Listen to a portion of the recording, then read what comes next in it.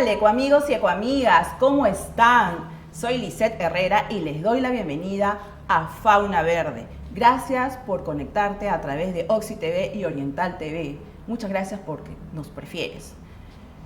Como siempre, como todos los sábados, Fauna Verde siempre les trae lo mejor, información de interés para todos y siempre de la mano de los expertos e investigadores que dedican su vida a investigar, a estudiar sobre temas de interés nacional e internacional y a aportar a la ciencia, a la biodiversidad. Y esto se lo traemos en exclusiva para ustedes. Hoy vamos a hablar de uno de los animales que es mi preferido, al cual amo. De repente a muchos de ustedes también les gusta, que es hermoso. Es nuestro rey de la selva amazónica. Es el jaguar u otorongo. Y para ello estamos, y nos va a contar mucho sobre esta especie, con Paloma Alcázar. Bienvenida, Paloma. Hola, Lisette, ¿qué tal? ¿Cómo estás? Un gusto estar acá con ustedes y con todos los aquellos que siguen tu página Fauna Verde. Excelente, muchas gracias, Paloma. Bueno, Paloma es médico veterinaria de vida silvestre. Ha participado en proyectos de investigación relacionados a la salud y conservación de especies amenazadas, con un particular interés en el estudio de las relaciones entre carnívoros y especies claves como jaguares y huanganas. Actualmente lidera la iniciativa de coexistencia humano-fauna de San Diego de Zoo Wildlife Alliance en Perú en el programa Jaguar. Excelente. Gracias, Lisette, la verdad es un trabajo maravilloso. Sí, me encanta, qué lindo con esta especie. Primero nos gustaría que nos cuentes sobre el jaguar, ¿no? ¿Qué zonas habita? ¿Es emblemática de todo el continente americano o solamente Sudamérica? Y después en Perú, ¿qué zonas? ¿Cuál es su área de distribución? Sí. Cuéntanos. A ver, el jaguar tiene una distribución bastante amplia, ¿verdad? Lo encontramos desde México hasta Argentina, ¿verdad? Sobre todo con preferencias en bosques tropicales, subtropicales, ¿verdad?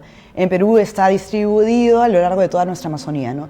Madre de Dios, Loreto, Ucayali, San Martín. También lo encontramos, sin embargo, en Pasco, en Huánuco, ¿verdad? En otras zonas, ¿no? Un poquito... ¿En Junín también? También tenemos algunas... Y en el continente americano, ¿dónde hay mayor población? Es una excelente pregunta, ¿no? Digamos, la mayor población de jaguares se encontraría en todo caso en Brasil. Un segundo lugar se estaría Perú y como tercer lugar Colombia, ¿verdad? Y en Perú tenemos la suerte de tener unas poblaciones bastante bien estudiadas también. Esto no es algo muy conocido a veces por el público, pero tenemos buena cantidad de información generada en Perú, ¿verdad? Exacto, excelente. Entonces cuéntanos esa cantidad de información que tenemos de este animal, que además es un animal llamado paraguas, ¿verdad? Es una especie. Después de, como es el top en la cadena, sí supervive, la supervivencia depende también de todos los demás animales que están debajo de ellos al ser depredador, ¿verdad? Exacto, él al ser un depredador topa y mantiene el equilibrio de las poblaciones, ¿no? Hace control de poblaciones de herbívoros y también de otras especies, ¿verdad? Y para que un jaguar se encuentre en una buena situación de salud, por eso se le reconoce como un indicador de la salud de los ecosistemas, significa que hay una cantidad suficiente de recursos, ¿verdad? Para que él pueda existir, y esos recursos incluyen huanganas, por ejemplo, u otras especies que son parte de su dieta, que a su vez tienen otros roles de controlar, por ejemplo, algunas plantas, palmeras, o etcétera, ¿verdad? Entonces él nos indica un poco la calidad de un hábitat o la salud de un ecosistema, por ejemplo. Y en Perú, ¿en qué regiones hay una mayor población, digamos, donde se conserva más esta especie? ¿Dónde se ha detectado mayor población del jaguar? A ver, no hay todavía muchos estudios de densidad poblacional, sin embargo, el área geográfica que puede albergar más jaguares, digamos el 60% de la población de jaguares del Perú se encontraría en Loreto. No obstante, la población mejor estudiada de jaguares de Perú se encuentra en Madre de Dios, que es el corazón de biodiversidad de nuestro país, ¿verdad? ¿Y ahí qué es lo que han encontrado? ¿Cuál es la situación del jaguar? Hablemos de Loreto o de Madre de Dios. A ver, vamos a hablar un poco de Madre de Dios, que es donde tenemos más información, ¿no? Hemos realizado algunos estudios en áreas protegidas, en colaboración con el CERNAMP, otros estudios, por ejemplo, en zonas de concesiones forestales certificadas, ¿verdad? Y estamos tratando de entender cómo se encuentran estas poblaciones en estos ambientes, ¿no? Hemos podido observar o determinar de que, por ejemplo, este tipo de concesiones forestales bajo un manejo adecuado, son sumamente favorables para las poblaciones de jaguar, ¿verdad? Ah, qué interesante. Poblaciones muy sanas, muy saludables, comparables con las de las áreas protegidas, por ejemplo, ¿no?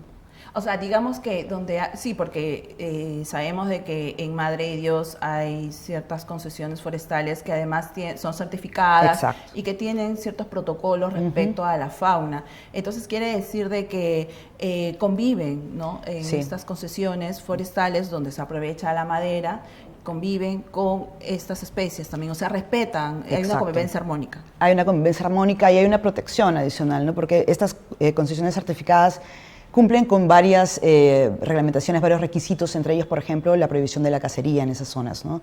Y además tienen un manejo que permite que el bosque esté en recuperación permanente, uso y recuperación, ¿no? Es un manejo sostenible de estos recursos. Claro, entonces eso comprueba de que, y como los que nos decía la semana pasada el ingeniero Brack, que en las zonas de áreas naturales protegidas y también en las zonas donde se han otorgado títulos habitantes, como en este caso, que es un bosque de aprovechamiento de madera, son espacios también donde son como fuertes, ¿no? Espacios donde también se protege, o sea, se evita la deforestación, por lo tanto, se conservan los hábitats para estas especies. Bueno, esta y otras, ¿no? Porque gracias a ellos, gracias al jaguar, también se permite conservar a las demás especies, ¿no? ¿Hay un autorongo negro o pantera? Sí, el jaguar melánico, el que llaman la pantera negra o el jaguar negro. Bueno, no, en Madre de Dios no lo hemos observado, pero sin embargo en Loreto y en la selva norte, digamos, es donde se puede apreciar si hay mucha suerte. ¿Pero es otra especie o...? No, es la misma especie. ¿Es la misma, solo es la que misma especie. Su piel que...? Sí, es una variedad melánica, ¿verdad? Pero es la misma especie, es pantera onca, igual que el que está distribuido a lo largo de toda América, ¿verdad? Claro, el nombre científico es pantera onca, y por eso también... Bueno, le llaman pantera. Le llaman pantera, pantera, sí. Como la negrita, ¿no? Conocido en el campo como el tigre, ¿no? Muchos le llaman el tigre, pero saben que es el jaguar o el otorongo. Y que al fin es el tercer felino más grande del mundo. Es el tercer felino más grande del mundo, el más grande de las Américas, ¿verdad? Y tiene un valor, además de biológico, cultural sumamente importante, ¿no? Es verdad, ¿no? Porque también los antiguos peruanos le dedicaban culto. Sí, y no solo los antiguos peruanos, ¿no? Por ejemplo, cuando uno en la Amazonía, también hay muchas comunidades que tienen un respeto particular por la especie, ¿verdad? En general, la convivencia con las especies silvestres es bastante armoniosa, pero hay además un respeto muy, muy particular por esta especie, ¿no? Tienes razón. Hablemos de la coexistencia. Tú lideras la iniciativa de coexistencia humano-fauna. Cuéntanos un poco de este tema, o sea, ¿de qué se trata este tema de coexistencia en el caso del otorongo, ¿no? La coexistencia es un paradigma de alguna manera un poco novedoso, por decirlo de alguna manera, que lo que busca es espacios de armonía, ¿no? en espacios de vida para el ser humano y en este caso para el jaguar, como puede ser para otras especies también, ¿no? A diferencia del paradigma, por ejemplo, de la conservación, en el que todos de todas formas tenemos un corazón de conservación, pero la conservación históricamente ha buscado siempre algo más objetos de conservación, ecosistemas, especies, ¿verdad? En cambio, cuando hablamos de coexistencia es un bienestar para todos los grupos que conviven en un espacio, ¿no? En este caso el jaguar o el otorongo y los seres humanos. El jaguar, como sabes, tiene muchas amenazas, entre ellas está la pérdida de hábitat, de deforestación, tráfico ilegal de partes y una amenaza también, por ejemplo, que está creciendo a lo largo de la distribución del jaguar, no solo en Perú, es la pérdida de especímenes o de individuos por problemas o interacciones negativas, ¿verdad? Conflictos, digamos, ¿no? con humanos. O sea, digamos que la coexistencia es una convivencia armónica, tanto de los animales silvestres, del humano, ¿no? Y con las actividades que realizan en ambos casos, ¿no? ¿Cuáles son las mayores interacciones que ustedes han detectado negativas, ¿no? En el caso del otorongo? Porque además creo que es importante que nos menciones y nos informes sobre el espacio que requiere el otorongo, ¿no? Esta especie, ¿cuántos kilómetros se desplaza y qué especies son las que caza, ¿no? O sea, se desplaza para comer, digamos, claro, ¿no? Es sencillo. ¿Cómo es esto? Y sería una de las causas que claro, ¿no? El jaguar es una especie que necesita muchos recursos para mantenerse con vida, ¿verdad? Y tiene un desplazamiento, un hábitat, el uso de hábitat es bastante amplio el hábitat que requiere. Definitivamente, una de las causas para que él se acerque, por ejemplo, una de las causas que se presume por las cuales se acerca a las poblaciones humanas tiene que ver pues con perturbaciones en su área de vida, pero también puede tener una relación con pérdida de presas, ¿no? Es así que él puede llegar a acercarse a comunidades, ¿no? A zonas donde hay animales domésticos, que me preguntabas cuáles son las principales causas o interacciones negativas. Muchas de las interacciones que nosotros percibimos o encontramos tienen que ver con pérdida de animales domésticos, que puede ser ganado, por ejemplo, en Madre de Dios, o pérdida de perros, de gallinas, también en comunidades en Loreto y en Madre de Dios en muchos lugares. Una causa adicional por la cual ahí se dan estas interacciones negativas tiene relación al miedo, por ejemplo, ¿no?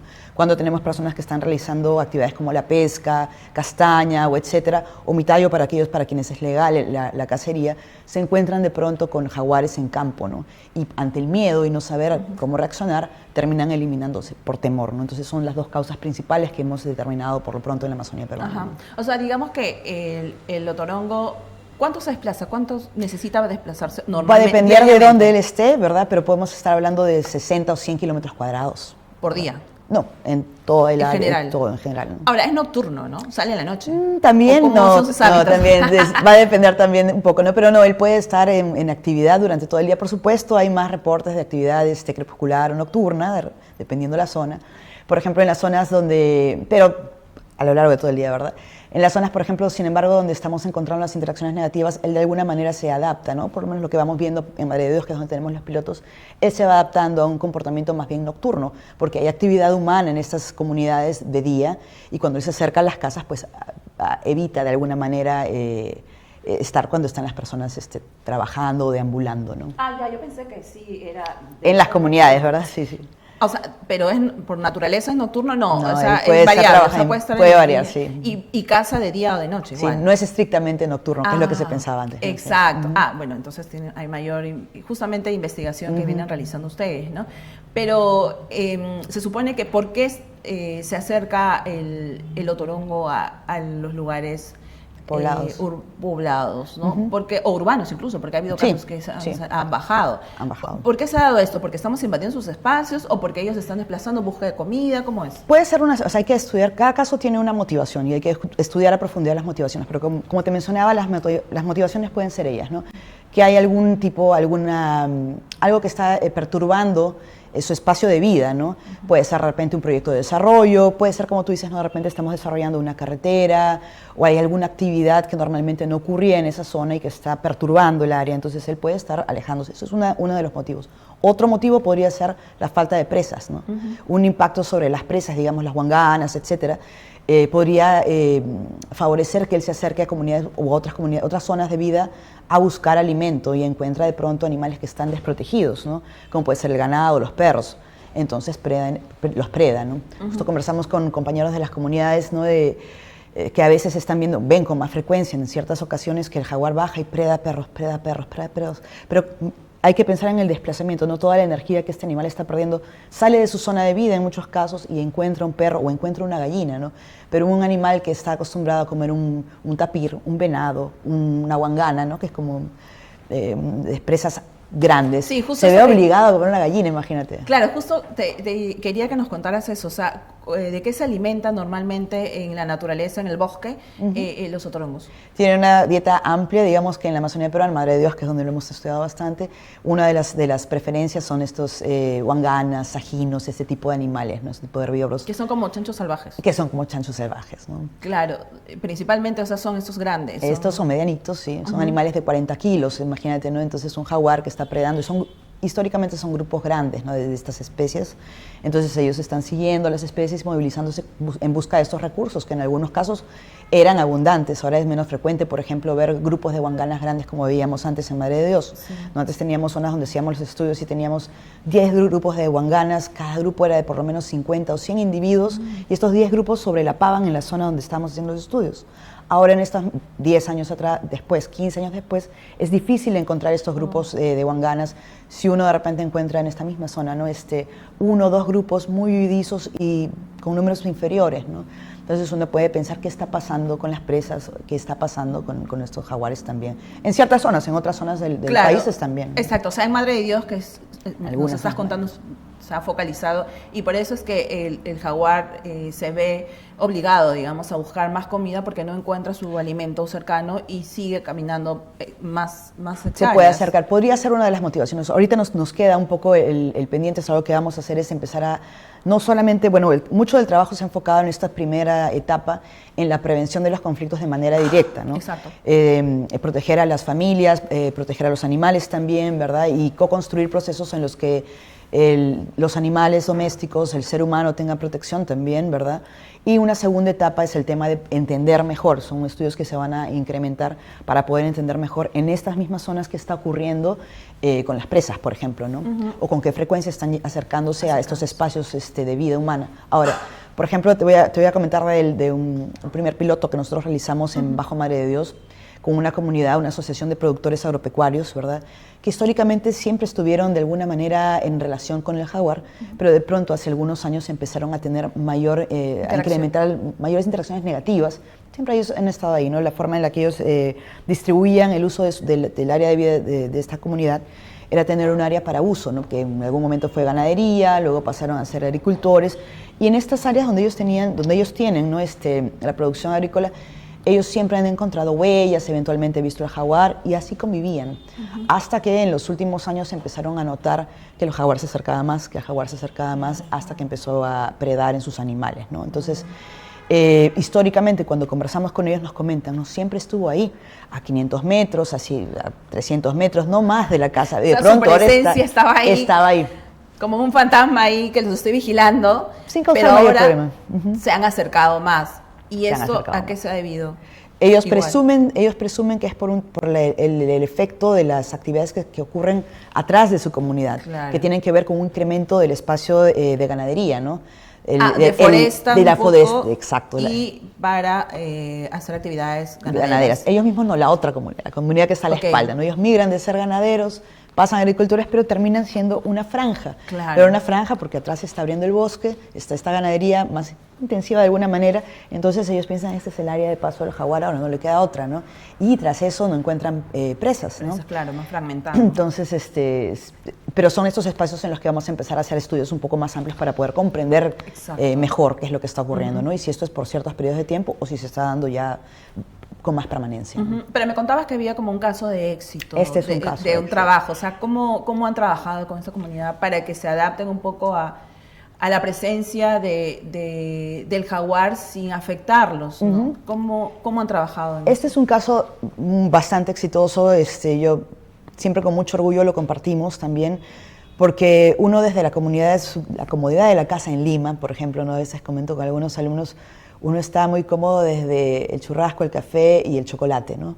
Y todos estos elementos causan un impacto enorme, ¿no? O pueden causar un impacto enorme si no están bien manejados, por supuesto, en poblaciones de animales silvestres. Y entonces uno tiene la tendencia de decir, ¡ah, qué malo porque mató al jaguar! ¡Ah, qué malo porque tal! Satanizar a quien vive de cara a cara a una problemática que es compleja. Entonces, exacto, ¿cómo se ha trabajado con ellos? Esta población, este grupo humano es el que fue en busca de ayuda, en busca de una solución. En muchos de estos casos, estas comunidades toman de alguna forma la justicia con las manos, ¿verdad? Entonces, perdí un perro que es mi amigo, es mi guardián, mi compañero, perdí ganado, perdí pollos. ¿Ataca a vacas también? Sí, ataca a vacas también. Entonces los pobladores pueden reaccionar eliminando a veces al jaguar.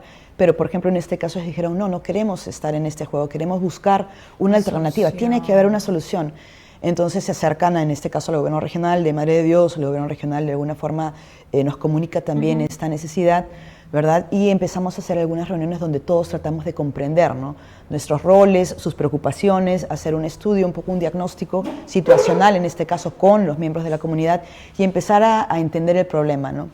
Empezar a entender el problema y empezar a construir un proyecto de coexistencia, que ha tenido mucho que ver con la protección de los animales domésticos, ¿verdad? Pero cuáles son de qué manera es que ellos normalmente mantienen a los animales domésticos y cómo empezar a protegerlos, ¿no?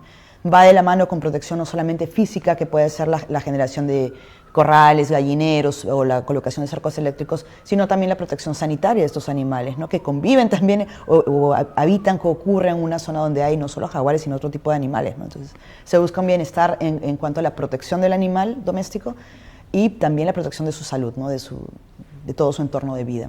Claro, o sea, entonces establecen también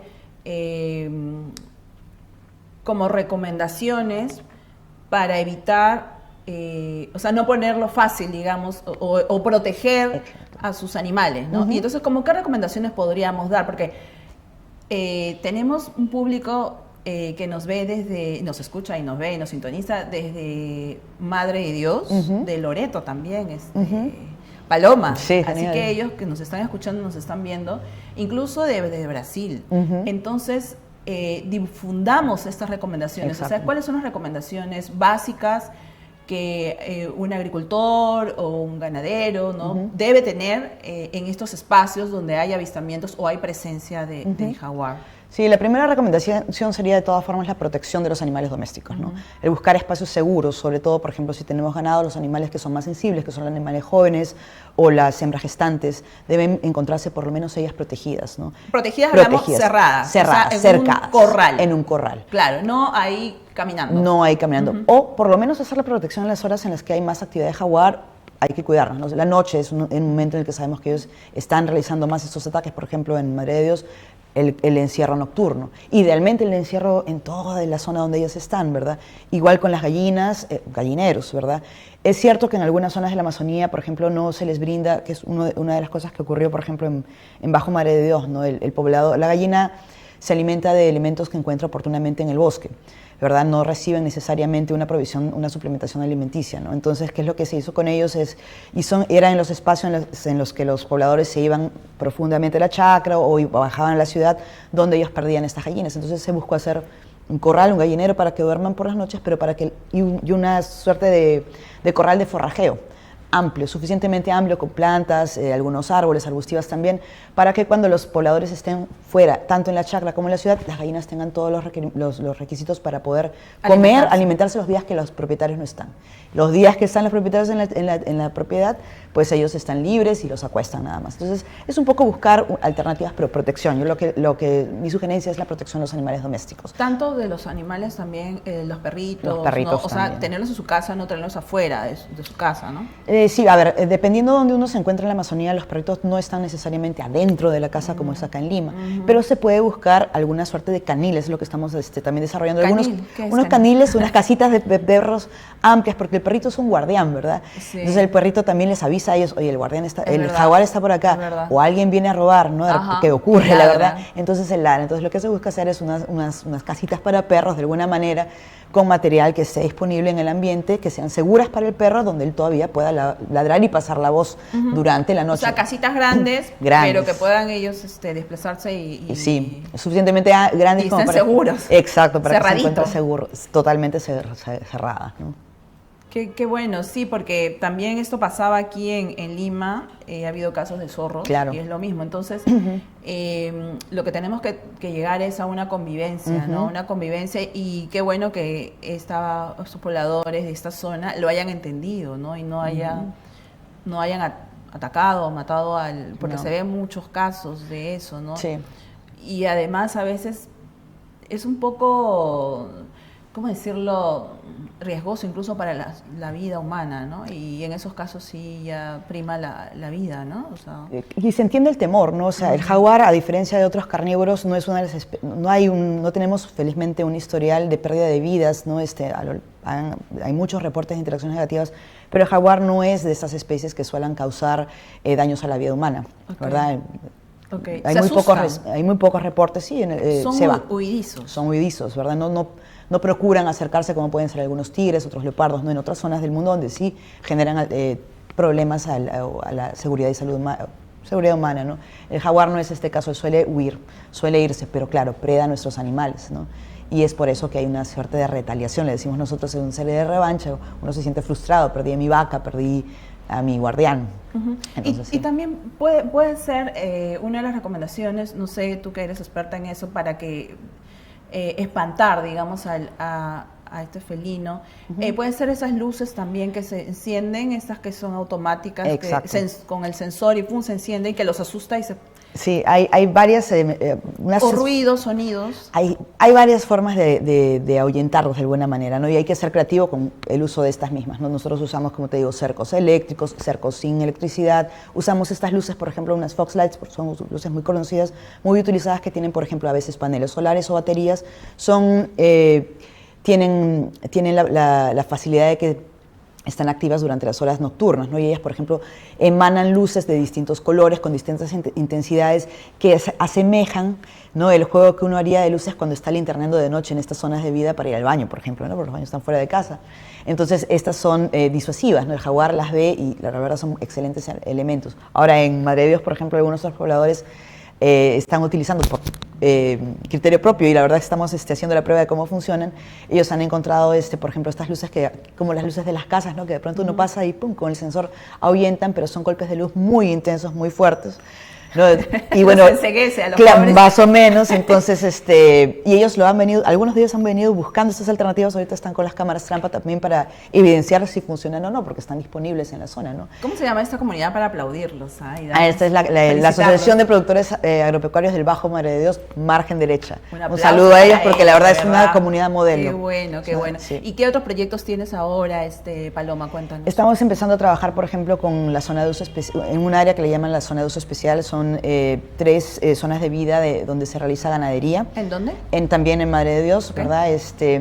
Y los amigos ganaderos también tienen la preocupación. Ellos también han estado perdiendo pues, animales domésticos, en este caso bovinos, y también están comprometidos en buscar alternativas, ¿no? Con ellos probablemente vamos a usar este juego de luces o cercos eléctricos, ¿no?, dependiendo de la situación de cada uno, porque también hay un tema, ¿no?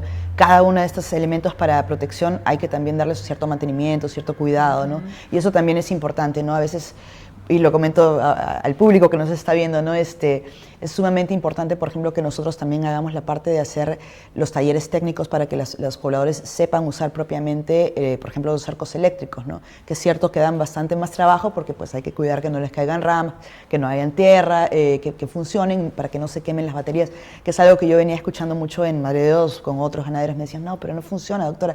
Y claro, pero ¿cómo los está manejando? Entonces, cuando ya nos cuentan cómo los está manejando, claro, ya estamos viendo que el mantenimiento no es el adecuado y por eso no les dura, ¿no? Porque llueven también, por la lluvia. La lluvia no es tanto un problema, el tema más es que caigan algunas ramas por el viento, o que crezcan los pastos y los pastos hagan un corto, digamos, ¿no?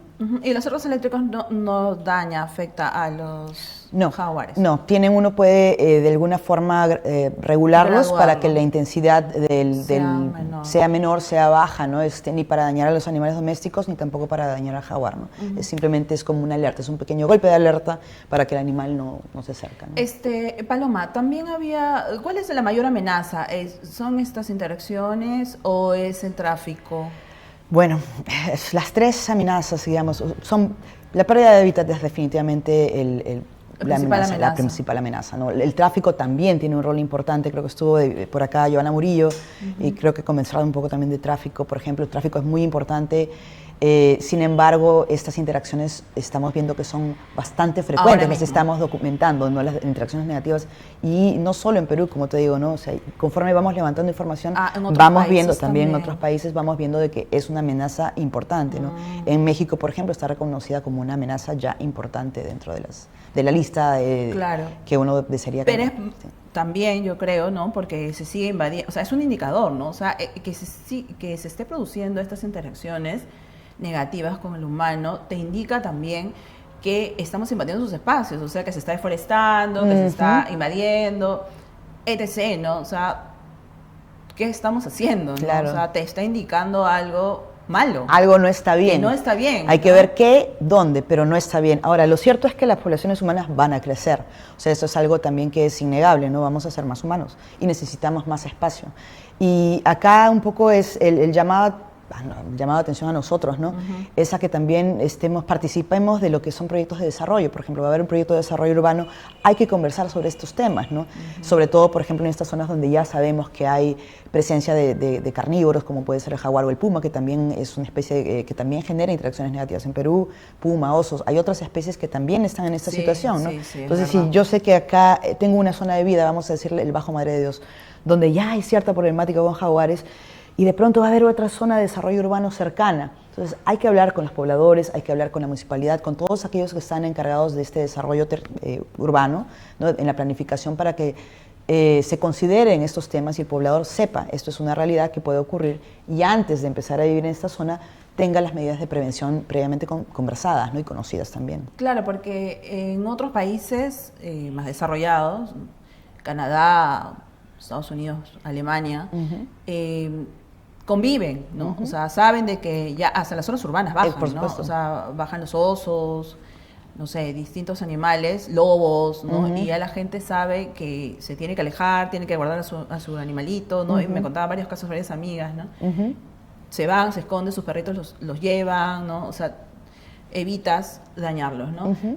Quisiera que nos des un mensaje a todos los que nos están viendo respecto a esta especie, la importancia de esta especie, la importancia de la investigación y al poder colaborar todos juntos para tener una convivencia, una coexistencia.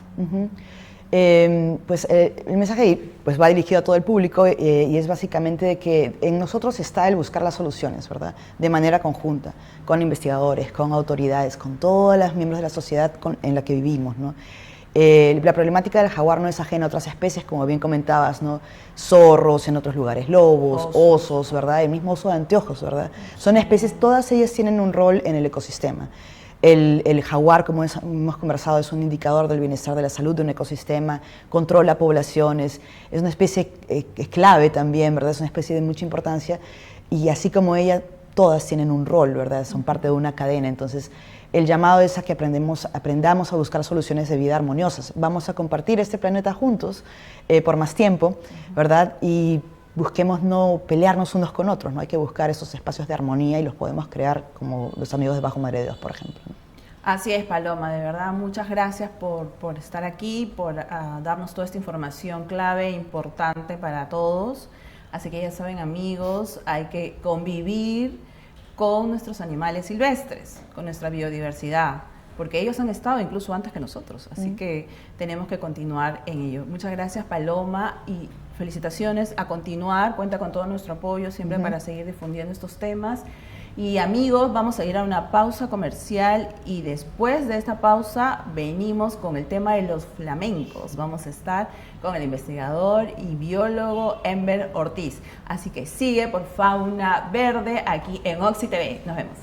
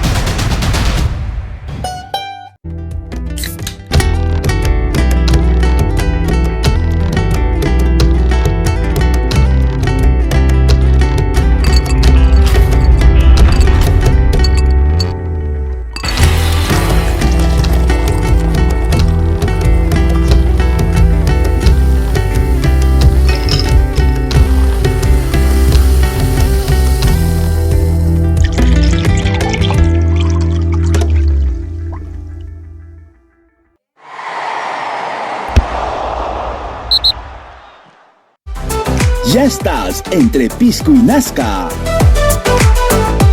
Conoce la ruta del pisco.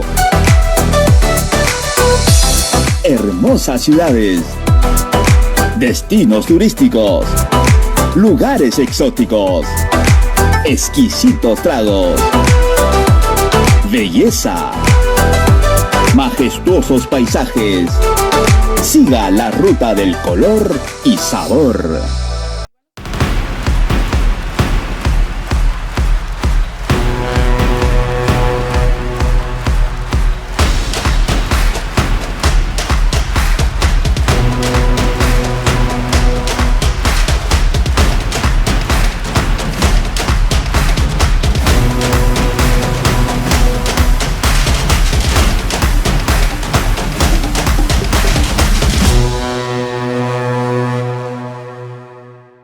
Bienvenidos a Full Sanguchón.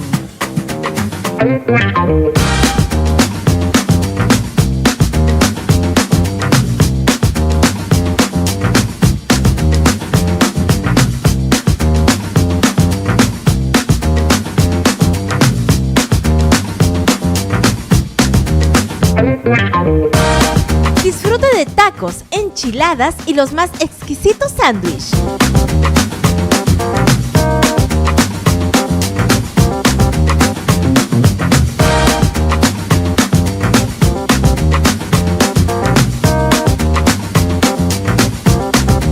Sanguchón.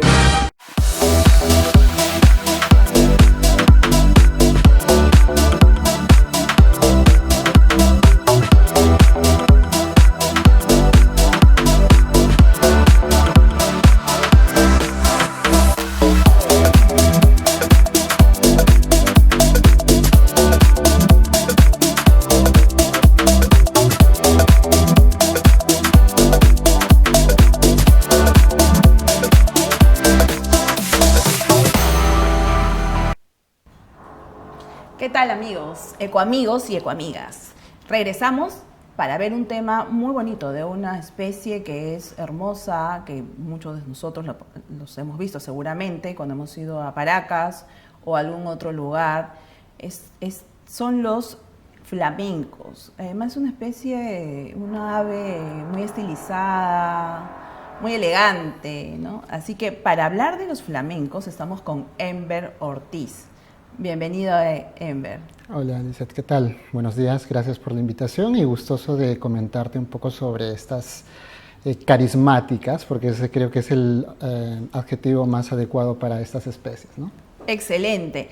Enver Ortiz es biólogo de la Universidad Nacional Federico Villarreal, investigador asociado a Corvidi y asistente principal del proyecto de aves playeras en la Reserva Nacional de Paracas, y es colaborador del Grupo de Conservación Flamencos Altoandinos.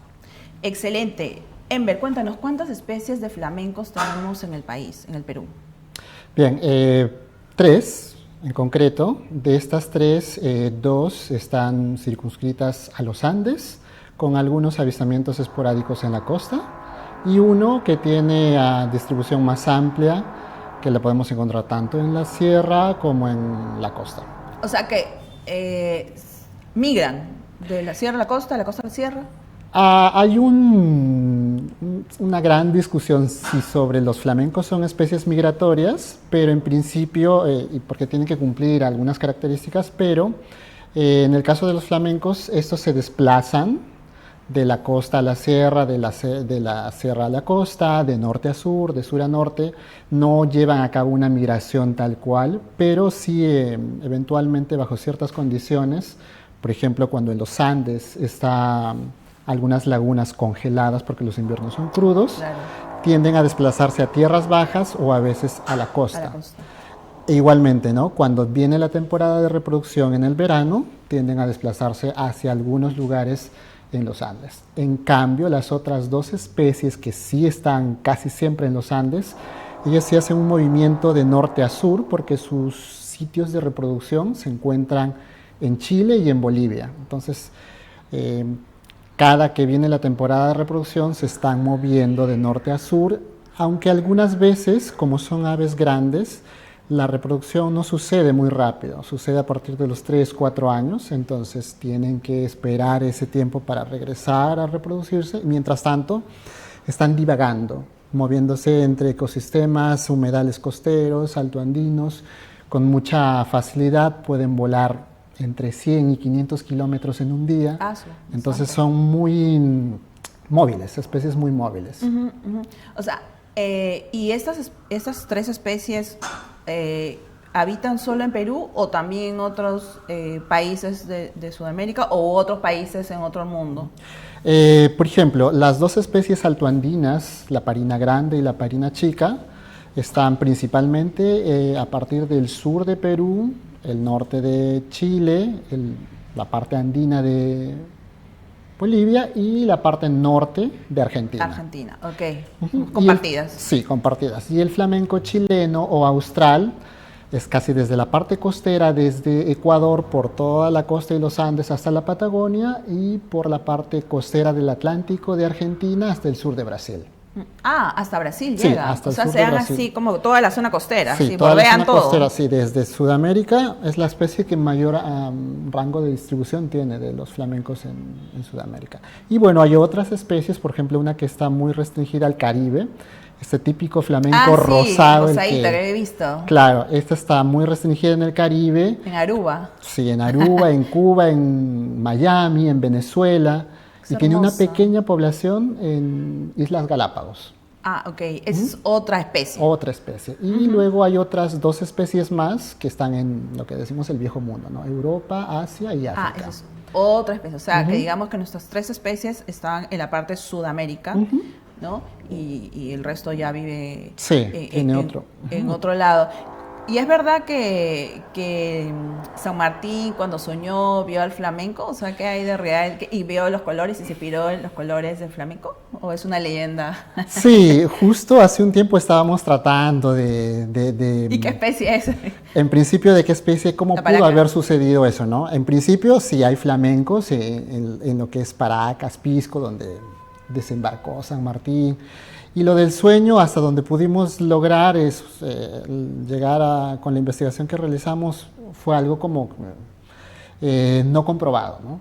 Pero, o sea, parte de la idiosincrasia de Perú está muy enraizado el tema de que fue el sueño. Pero digamos la que vive en este lugar, justo acá ha traído Enver para indicarnos las especies que hay. La que habita en Paracas o en esta zona costera que nos has comentado, ¿cuál Esta es? de aquí. Pariguana común, flamenco austral o flamenco chileno. Es la especie que tiene el mayor rango de distribución desde el norte de Perú hasta el sur, tanto en la costa como en la sierra. Y tiene sus alitas rojitas, ¿no? Claro, pero lo particular es que cuando uno ve a estas aves volar, las 3 especies, sí tienen una marca roja, pero lo que decimos las plumas primarias son negras. Entonces, cuando están posadas, sí se les ve bastante rojo, rosadas, pero cuando vuelan se ve negras. La parte negrita. Qué hermoso. Y es distinto cuando son pequeños y cuando van creciendo adquieren más color, ¿no? Sí, y esto debido principalmente a la dieta. Cuéntanos, ¿de qué se alimentan? Estas aves son filtradoras y comen pequeños microorganismos, muy, muy, muy pequeños. Es más, entre ellas no compiten porque cada una tiene un mecanismo de filtración distinto. Hay unas pequeñas estructuras que parecen como unos peinecitos, tanto en la mandíbula como en la maxila, que filtran microorganismos muy, muy pequeños. Por ejemplo, si vemos ahí la parina chica, ella filtra microalgas a la escala. Estás enfocando tú. Sí. Ella a partir de 40 a 60 micrómetros, muy, muy pequeñas. La parina grande lo hace de los 60 a los 120 micrómetros y la pariguana común, el flamenco común, ya en escala de centímetros. Entonces, si en algún momento vamos a estar principalmente en un ecosistema altoandino y vemos a las 3 especies compartiendo el hábitat, no van a competir por alimento porque cada una se alimenta de cosas distintas. Bien especializadas. Sí. Pero a ver, cuéntanos, Enver, ¿a qué lugar tengo que ir para ver a una de esas especies? Primero en la costa, ¿dónde hay mayor población que ustedes han encontrado? y en la zona andina, ¿no? O sea, si yo quiero ir a observar aves, estas aves, ¿dónde nos recomiendas? En la zona de la parihuana común, ¿no? La parihuana la costa. común, hay un número interesante, aunque esto varía mucho, pero sí es más cercano a Lima, porque casi todos estamos en Lima, Paracas. Paracas. Sí, Ok. en la Reserva Nacional de Paracas, ahí hay un grupo interesante de flamencos chilenos. En las o lagunas, ¿no? En la reserva. Y no en el mar, ¿no? Ellos En no el viven- mar, sí, ellos están También en el mar. viven en el Sí, mar. O sea, no solo principalmente las- ellos. Ah, excelente. O sea, no solamente... Pero ahí, ¿cómo se alimentan? También hay en la bahía de la Guada, que es justo al frente de Paracas, el Chaco, la misma reserva, hay alta producción de microorganismos, estas microcrustáceos se les podría llamar, y son de ellos de los cuales se alimenta este flamenco. O sea, ellos viven entiendo, en la zona de las lagunas o también en la zona del mar. Esta especie, el flamenco chileno, es bastante generalista, puede alimentarse de muchas cosas. Todo le va. Entonces puede estar en la costa, en la desembocadura de ríos, en lagunas salobres, a las orillas del mar. Del mar, Sí, ok. tiene muy amplio lo que se alimenta y donde se le puede encontrar. En cambio, las otras dos especies sí son muy especialistas Ok. y estas principalmente en lagunas altoandinas. Y ya, por ejemplo, ¿en qué lagunas podemos observar nosotros? El sitio más cercano a Lima sería Parinacochas, que es una laguna que está a Andahuaylas. 3.200 metros al sur de Ayacucho. Ayacucho. Ok. Sí, ahí es el sitio más al norte donde se pueden encontrar estas dos especies. Una gran población. No una gran población, pero por lo menos es posible encontrar porque cuando hablemos de los censos que también realizamos, Exacto. nos vamos a dar cuenta que sus poblaciones son muy pequeñas a comparación del flamenco austral. Entonces, hay un poquito, por decirlo así, un cachito de esa población que llega hasta esta laguna y donde es posible verlos en pocos, a veces altos números, pero esto depende mucho de la estación, ¿no? En verano, cuando se están reproduciendo, algunos que son inmaduros no logran regresar a reproducirse a Bolivia, Chile o Argentina y se quedan en este sitio. U otros, por ejemplo, esta laguna es, por decirlo así, de mediana altitud, no se congela porque hay algunas fuentes termales y durante el invierno permanecen ahí estas dos especies altoandinas. Ujú. ¿Y en el norte hay algunas? ¿Se puede En ver? el norte hay un sitio muy particular para el flamenco chileno, que es Piura, el sitio ¿Virrilá? Ramsar Virrilá, Ah, que es hermoso. y los alrededores concentran una población muy importante. Yo creo que probablemente es el sitio con mayor número de flamencos en el Perú. Puede ser el sitio porque se han logrado contar hasta 16.000 individuos Wow. en este 16.000 individuos de esta especie Un montón. en los alrededores, pero de lo que sí estamos seguros es que es en este sitio donde se da el mayor evento reproductivo de esta especie en el Perú. En el norte. Ujú, en el norte. Se han encontrado en el 2022-23 aproximadamente 7.000 pollos eclosionados, que eso quiere decir O sea, que los pequeñitos. Sí, sí, los crías. las pelotitas blanquitas Ah. que van creciendo, nacen blanquitas y van tornándose Pero que ahí grises. nacen. Sí. Ahí son pocos los lugares en el Perú donde esta especie se reproduce. La parihuana común. La parihuana común. La costera. Cinco sitios. Tenemos en Virrilá, Virrilá. tenemos en la laguna Chinchaycocha o Junín. El Junín. Luego hay un registro histórico en una laguna que se llama Yauribiri, camino a Cusco en Lucanas, Puquio. Luego está la laguna Salinas en la Reserva Nacional Salinas de Aguada Blanca en Arequipa. Arequipa. Y los humedales de Ite en la costa sur de Perú. Esos son hasta ahora los 5 sitios donde se tiene evidencia de la reproducción de esta especie. Las otras dos solo se reproducen en Bolivia, Argentina y Chile. Ah, o sea, quiere decir de que en nuestro país la parihuana común se reproduce en Perú, pero las otras dos parihuanas andinas se reproducen en otro país. Sí, ¿no? Acá sí. vienen a alimentarse, digamos. Sí, alimentarse, a pasar una temporada de su vida, conectar hábitats. No hay hasta ahora evidencia de reproducción. En la revisión bibliográfica que hemos realizado en algún momento, no hay evidencia de que se haya reproducido Enver, estas pero especies. ustedes han hecho censos, ¿no? Sí.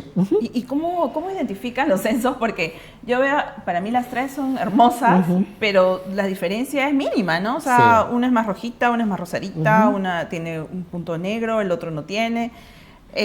Cuando hacen los censos, ¿han hecho de las tres especies? Entonces, ahí cómo nace esta idea de saber cuántos hay y por qué dónde es están. importante, Siempre los censos responden esas dos preguntas, ¿no? ¿Dónde están y cuántos hay? A partir de 1996 más o menos, un grupo de científicos entusiastas de varios países de Sudamérica conformaron el Grupo de Conservación Flamencos Altoandinos. La idea era responder estas preguntas y conformar grupos de trabajo, porque ya se sabía o se sospechaba que había una gran concentración en la frontera de Bolivia, Argentina y Chile, pero también se tenían registros al sur de Perú.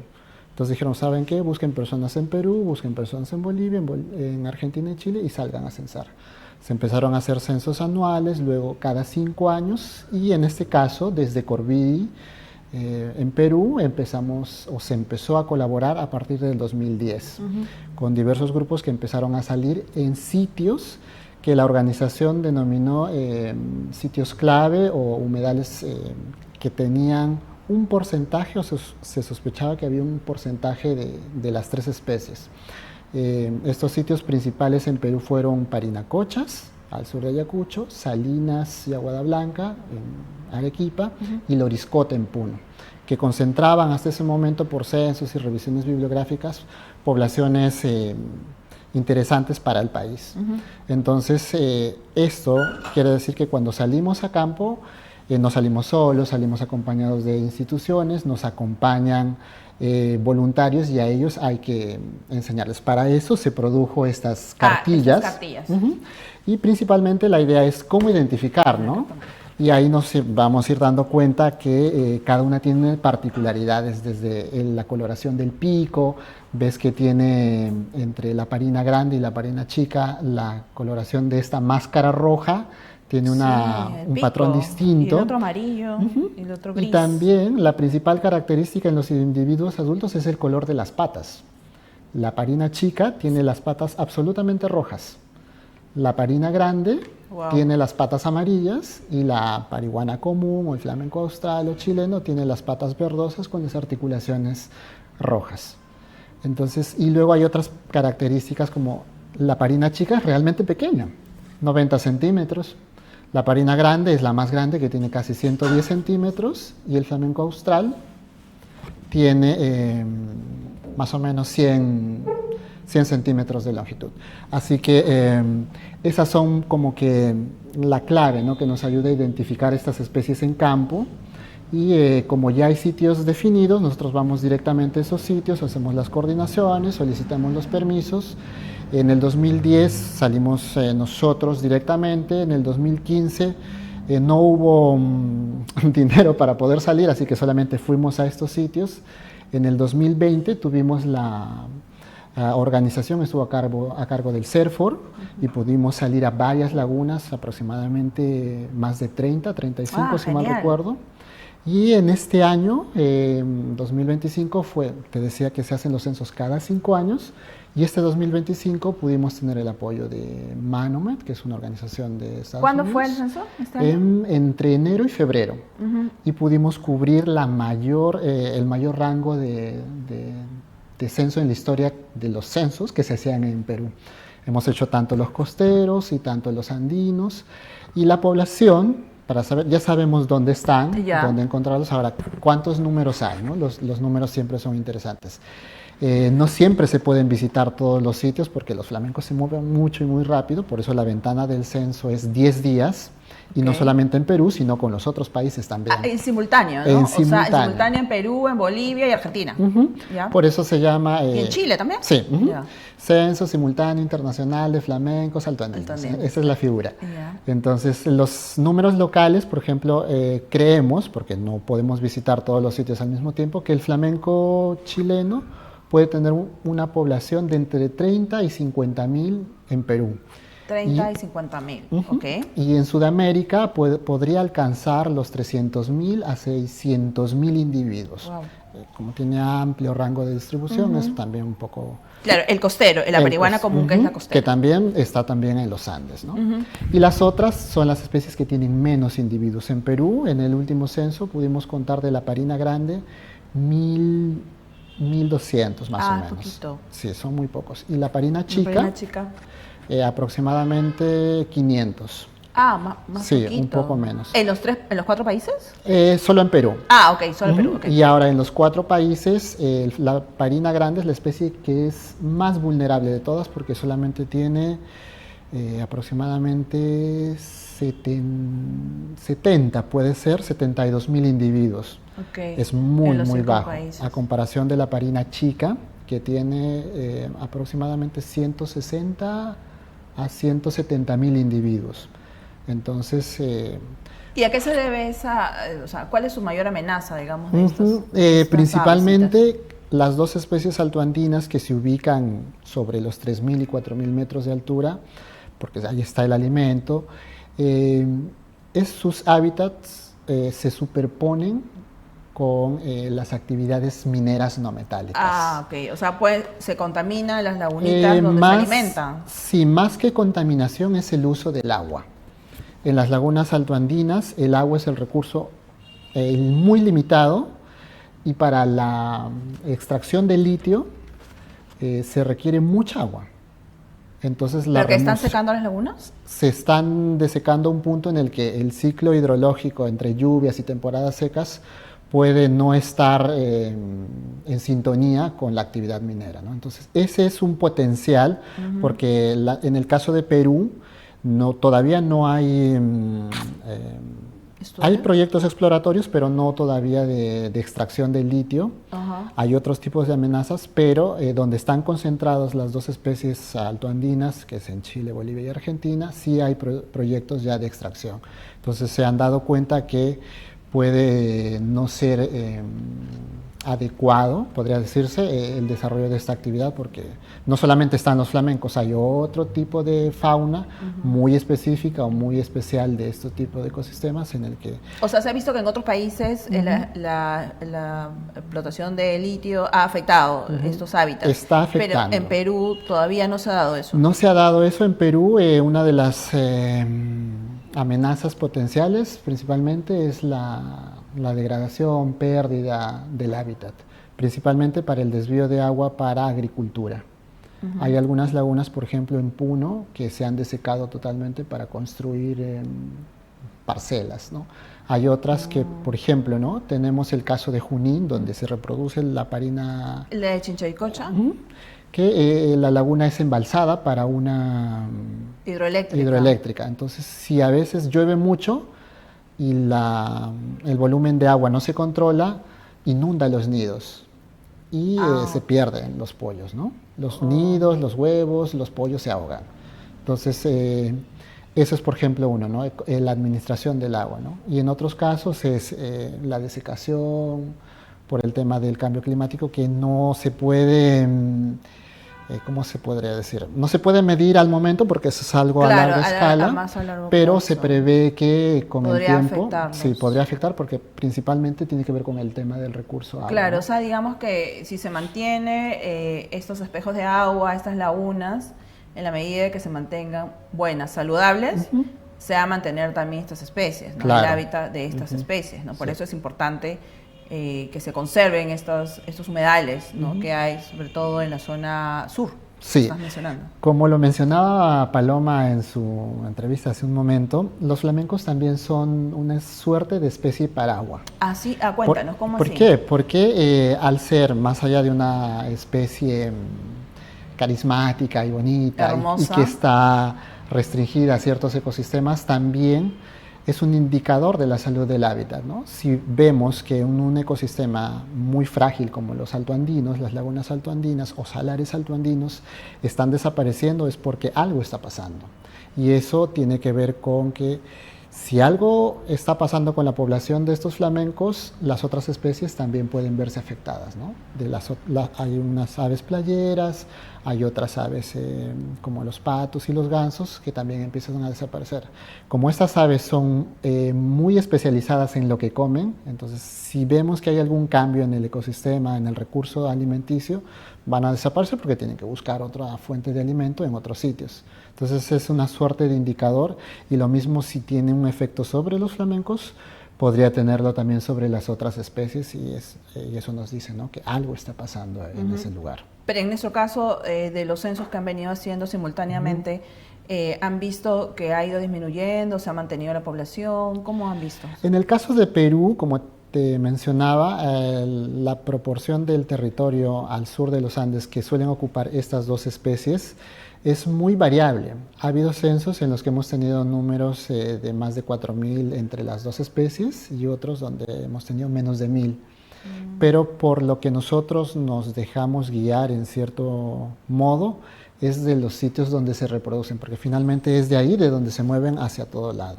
Entonces, si en estos sitios y los números globales nos dicen que están aumentando o están decreciendo, entonces eso va a tener un efecto sobre los individuos que van a estar llegando hacia el sur de Perú, bueno, en algunos casos en la costa, ¿no? A veces llegan uno que otro individuo, pero es también una suerte de alerta, ¿no?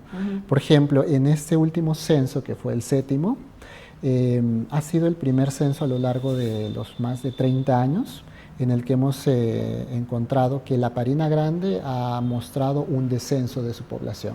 Todos los 5 años que se hacían los censos teníamos poblaciones que estaban incrementándose. Claro. ¿Por qué? Y no porque la población esté en crecimiento, sino porque estábamos visitando más lugares, teníamos más esfuerzo de muestreo en campo.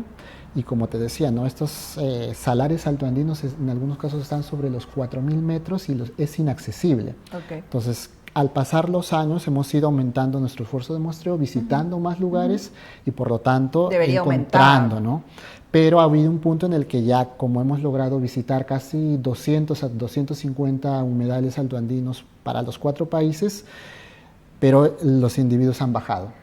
Eso quiere decir que algo está sucediendo con esta especie. Claro, pero esta especie se reproduce no en Perú, sino No. decías que en Bolivia, Argentina en y Chile. Argentina, ¿no? En O sea, ese- digamos que ahí está pasando algo. Claro, entonces puede que las potenciales amenazas, como te comentaba, ¿no? Claro. El tema del uso del agua en estos Exacto, ecosistemas para altoandinos distintos- pueda tener un efecto sobre la población reproductiva de esa especie. Claro, y eso nos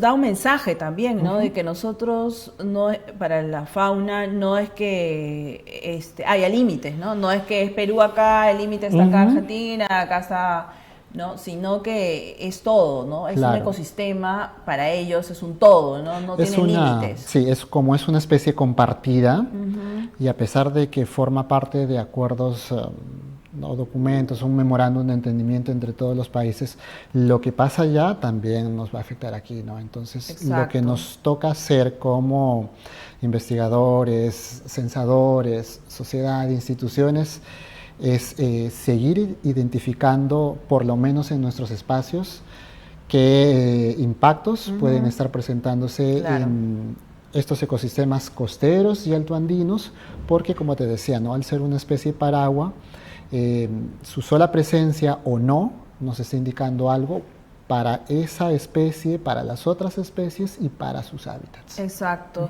¿Qué están investigando, Enver? ¿En qué estás dedicado ahorita a investigar? Bueno, en principio lo que hemos estado haciendo últimamente con el CERFOR en colaboración ha sido el anillamiento, que es una actividad muy interesante que se ha desarrollado hace muchos años en Chile, Argentina y Bolivia, pero que se ha actualizado en términos en el que ya hace unos 10 a 15 años se están colocando unos anillos A los flamencos, a para los ver flan- dónde se mueven, cómo se mueven. Es como una suerte de un DNI. Cada código es irrepetible. Por ejemplo, tenemos que hay un programa regional de anillamiento de flamencos Qué bonito. altoandinos entre los 4 países en los que se les ha asignado un código a cada país. Sabemos que si salimos a campo y encontramos un flamenco anillado con el código desde la A hasta la mitad del alfabeto, sabemos que ha sido anillado en Bolivia. De la mitad del alfabeto hasta la Y, sabemos que ha sido anillado en Chile. Si encontramos un flamenco que tiene cuyo código empieza con la letra Z, ese código le pertenece a Argentina y a Perú. Y queda entre nosotros coordinar quién utiliza qué serie. Hasta ahora Argentina no ha anillado, en Perú sí ya se ha anillado alrededor de 200 individuos del flamenco chileno, porque a estas especies se les anilla cuando son pollos, cuando no Son vuelan, bebés. cuando son especies gregarias, eclosionan casi todos juntos y se desplazan en una característica muy particular de los flamencos, que es una suerte de guardería o creche. Ay, qué lindos. Todos eclosionan, todos se mueven juntos, tienen nodrizas que los cuidan, que son atendidos también por los padres, y hasta los 3 meses no vuelan. Entonces tenemos entre los 2 meses a los 3 meses para ponerles los anillos. Los arreamos como un rebaño a corralitos, los manipulamos, los medimos, los pesamos. En algunos escenarios se toman muestras de sangre, muestras biológicas para ver enfermedades y se les pone el anillo. Ese anillo va a estar con ellos toda su vida y, como te decía, es una suerte de DNI que nos va a ayudar a identificar. Vi el código tal. Este fue anillado en Bolivia, se ha desplazado 700 kilómetros, fue anillado en tal año, ya tiene tanto tiempo. Y así vamos respondiendo preguntas sobre la historia natural de estas especies, principalmente en el caso de Perú, donde no se sabía mucho, ¿no? Hemos en Perú anillado en 2 lugares. En Ite se han anillado, creo, alrededor de solamente 20 individuos. Ite al sur. Sí, en Tacna, en los Tacna, humedales de okay. Tacna. Ahí se anillaron alrededor de 20 individuos, porque no es una población que se reproduzca mucho ni bastante. Y lo otro ha sido en Birrilá. En Birrilá, en Piura. En Piura, ahí se han anillado casi alrededor de 180 individuos y los resultados ya se están empezando a mostrar, ¿no? Algunos individuos se han desplazado hasta Ecuador, hasta un sitio que se llama Salinas, que es cerca de el oeste, la punta más oeste de Ecuador. Se han visto individuos en los humedales de San José, en Chiclayo, y también el desplazamiento más largo me parece que ha sido hasta Pantanos de Villa. Un individuo ha sido observado. O sea, del norte hacia el sur. Y también uno de los individuos de Ite se ha observado en Paracas. Y en Paracas se ha quedado mucho tiempo, como 5 o 6 meses.